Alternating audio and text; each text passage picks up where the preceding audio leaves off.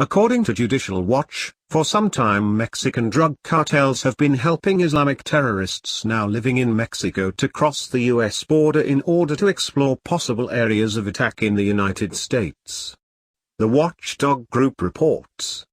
Among the jihadists that travel back and forth through the porous southern border is a Kuwaiti named Sheikh Mahmoud Omar Kabir, an ISIS operative who lives in the Mexican state of Chihuahua not far from El Paso, Texas.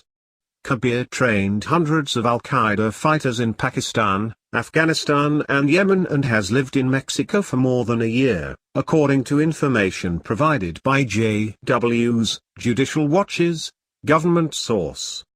In a recent article, Kabir bragged to the Italian newspaper Il Giornale, "The border that separates Mexico from the United States is so full of free zones that I could come in with a group of men in a few hours and kill thousands of people in Texas or Arizona." Considering the full weight of the statements by Kabir and the recent findings by Judicial Watch, there has never been a more important time to secure the southern border of the United States. According to Il Giornale, the Mexican Secretary of Foreign Affairs stated, "The Obama administration and the American media are guilty of neglecting the phenomenon. We cannot understand whether it is a strategy, but this new wave of fundamentalism could have some surprises for the United States."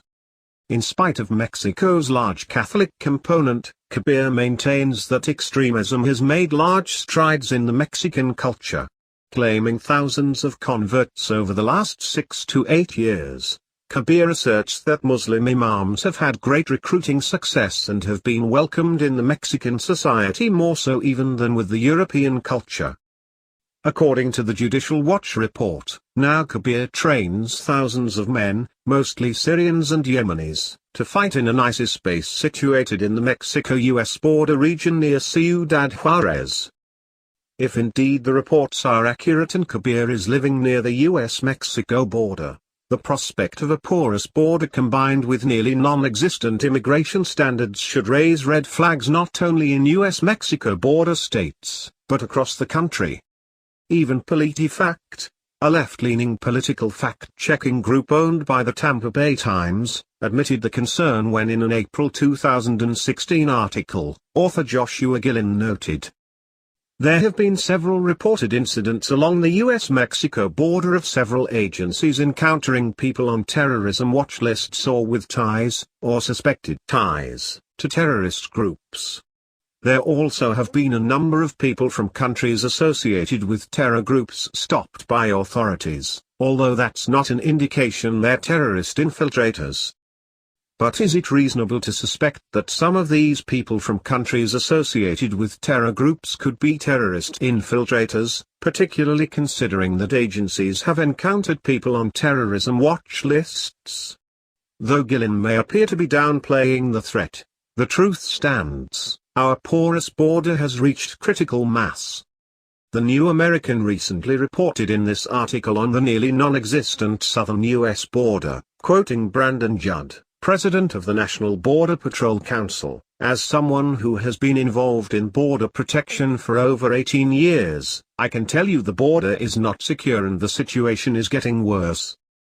In other statements also reported by the New American, Judd testified to the U.S. House Judiciary Committee that Border Patrol agents were told by a top Homeland Security official that the Obama administration had no intention of deporting a large number of illegal immigrants sneaking into the country, and has instead issued orders for them to be released so they don't clog up the courts. Judd added that even criminal cases involving illegal immigrants have found detainees being allowed to leave, having neither been deported nor given a notice to appear, NTA, which would have at least put them into the deportation process. Emphasis added.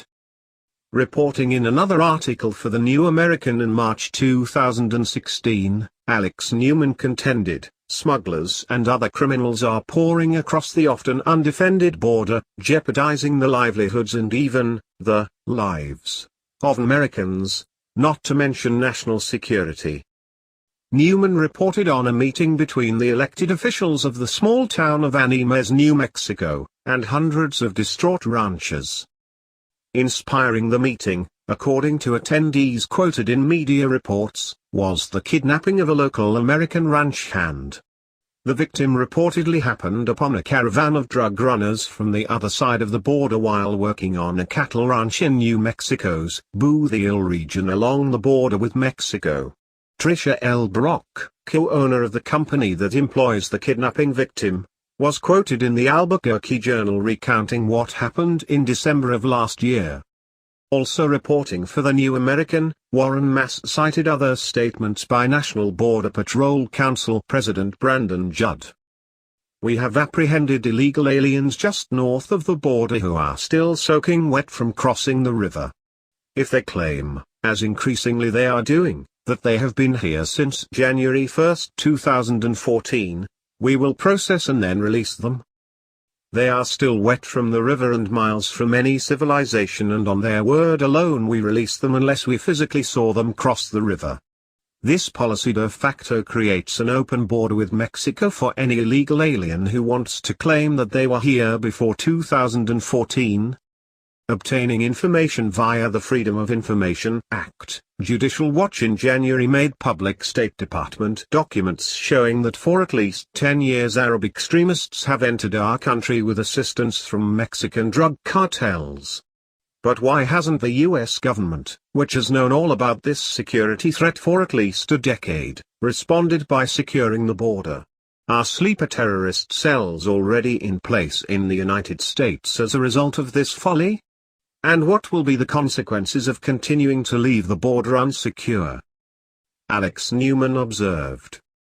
Despite claims from politicians in Washington, D.C., it is clear that the border is nowhere close to what a reasonable person would describe as secure.